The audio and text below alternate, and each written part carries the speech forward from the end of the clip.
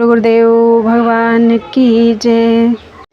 प्यारे कृष्ण कन्हैया लाल की जय। श्री वराह पुराण अध्याय 105 क्षीर धेनु तथा दधि धेनु दान की विधि। होता जी कहते हैं, राजन अब क्षीर धेनु दान की विधि सुनो।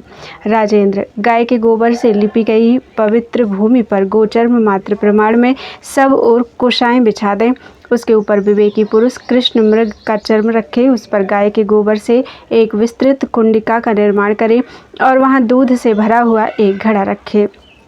उसके चौथाई भाग वाला कलश बछड़े के स्थान में रखे, जिसका मुख सोने का एवं सींग चंदन तथा अगुरु काष्ठ के बने हों।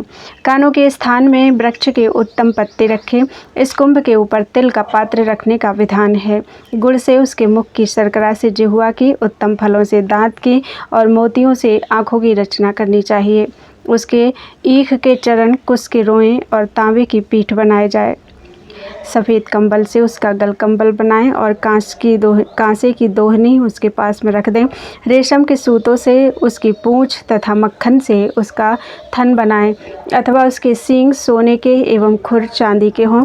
फिर पास में पंचरत्न रखें। चारों दिशाओं में तिल से भरे हुए 4 पात्र तथा सभी दिशाओं में सप्त धान्य रखने का नियम है। इस प्रकार के लक्षणों से संपन्न क्षीरधेनु की कल्पना करनी चाहिए। फिर 2 वस्त्रों से ढककर चंदन और फूलों से उसकी पूजा करनी चाहिए। उसे वस्त्र आदि से अलंकृत करके मुद्रिका और कान के कुंडल से भी सजाएं। तत्पश्चात धूप दीप देकर वह क्षीरधेनु ब्राह्मण को अर्पण कर दें। दान के समय खड़ाऊँ, जूते और छाता भी दें। अप्यायस्व इस वेदोक्त मंत्र से प्रार्थना करने का नियम है।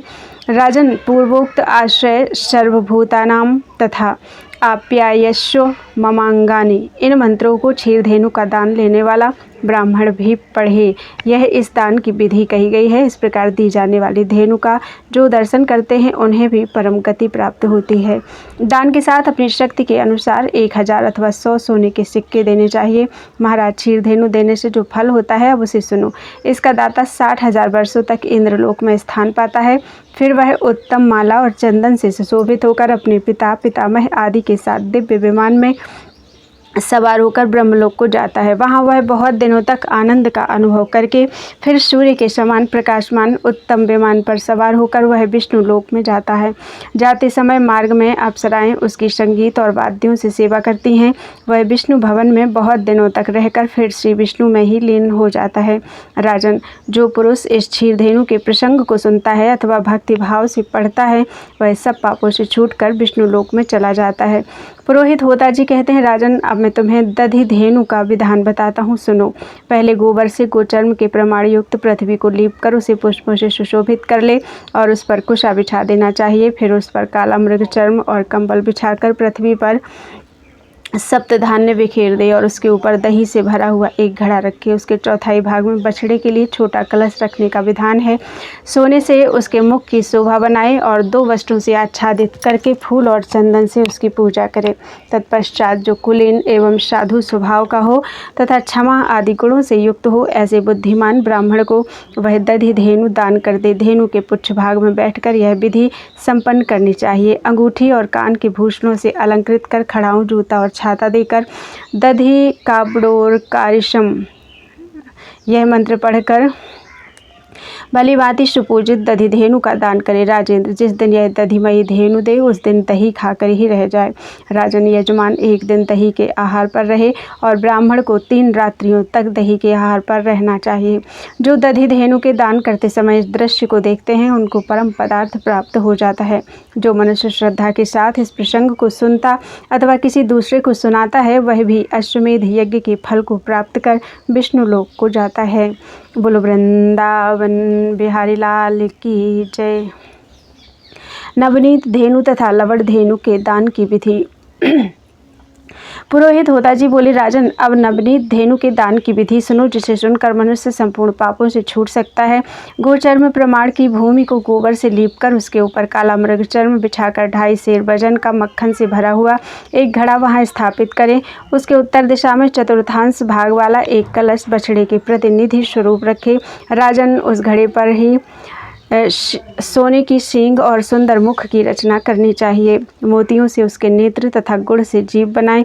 फूलों द्वारा उसके होठ, फलों द्वारा दांत तथा स्वच्छ सूत्रों द्वारा उसका गल कंबल बनाएं, अथवा शर्करा से उसकी जीभ एवं रेशमी सूत्रों से उसके गल कंबल का निर्माण करें। राजन, मक्खन से उसका थन बनाएं, ईख से चरण, उसकी ताम्रमय पीठ, रौप्यमय खुर की रचना कर दर्भमय रोमों से उस धेनु को अलंकृत करें। पास में पंचरत्न रखकर उसके चारों ओर तिल से भरे हुए 4 पात्र रख दिए जाएं। उस कलश रूपी गऊ को 2 वस्त्रों से ढककर चंदन और फूल से सुशोभित करें। फिर चारों दिशाओं में दीपक प्रज्वलित कर वह गऊ ब्राह्मण को अर्पण कर दें। पूर्वोक्त धेनुओं के विषय में जो मंत्र कहे गए हैं उन्हीं मंत्रों का यहाँ भी जप करना चाहिए। साथ में इतना अधिक कहे, देवी, पूर्व समय में संपूर्ण देवताओं और असुरों ने मिलकर समुद्र का मंथन किया था। उस अवसर पर यह दिव्य अमृतमय पवित्र नवनीत निकला जिससे संपूर्ण प्राणियों की तृप्ति होती है। ऐसे नवनीत को मेरा नमस्कार है। ऐसा कहकर परिवार वाले ब्राह्मण को वह गऊ देनी चाहिए। धेनु देने के पश्चात दोहनी पात्र और उसके उपकरण दे तथा उस गऊ को ब्राह्मण के घर तक पहुंचा दे।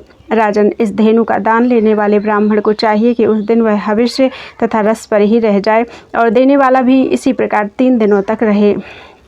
राजन, धेनु दान करते समय इस दृश्य को देखने वाला भी संपूर्ण पापों से मुक्त होकर भगवान शिव के सायुज्य को प्राप्त कर लेता है।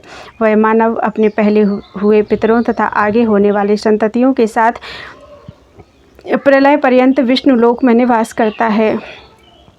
जो भक्ति पूर्वक इस प्रसंग को सुनता है तथा सुनाता है वह भी संपूर्ण पापों से शुद्ध होकर विष्णु लोक में सम्मानित होता है। पुरोहित होता जी बोले, राजेंद्र, अब लवण धेनु दान का प्रसंग सुनो। मनुष्य को चाहिए कि वह एक मन वजन के नमक से एक धेनु बनाकर लिपी हुई पवित्र भूमि पर मृगचर्म के ऊपर कुसा बिछाकर उस पर इस लवणमयी धेनु की स्थापना करे। साथ में 4 सेर नमक का एक बछड़ा भी बनाना चाहिए जिसके चरण ईख से बने हों। उसके मुंह और सींग सोने के तथा खुर चांदी के होने चाहिए। राजन, उसके मुख का अंतर्भाग गुड़ का, दांत फल के, जीभ शर्करा की, नासिका चंदन की, आंखें रत्न की, कान पत्तों के, कोख श्रीखंड की, थन नवनीत के, पुच्छ सूत्रमय, पृष्ठ ताम्रमय और उसके रोएं कुश के हों।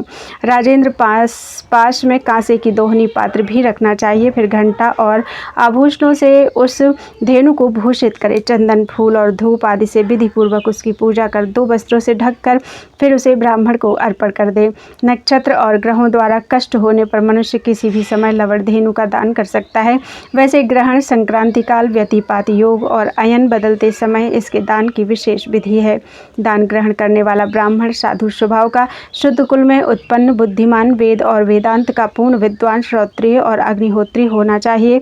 तथा राजन, ऐसे ब्राह्मण को जो अमत्सरी, किसी से द्वेष ना करता हो, उसे यह गौ देनी चाहिए।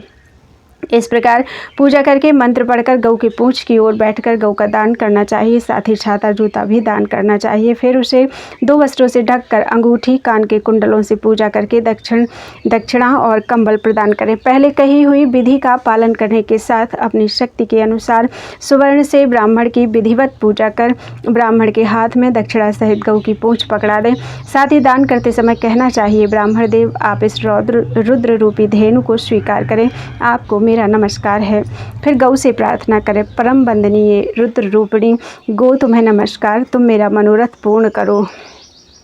लवण धेनु दान कर दाता एक दिन लवण के आहार पर रहे और लेने वाले ब्राह्मण को 3 रातों तक लवण के आहार पर रहना चाहिए। दाता इस दान के फलस्वरूप जहाँ भगवान शंकर का निवास है उसे प्राप्त कर लेता है। जो भक्ति के साथ इसका श्रवण करता है अथवा दूसरे को सुनाता है वह मनुष्य संपूर्ण पापों से छूटकर भगवान रुद्र के लोक को जाता है। बोलो वृंदावन बिहारी लाल की जय।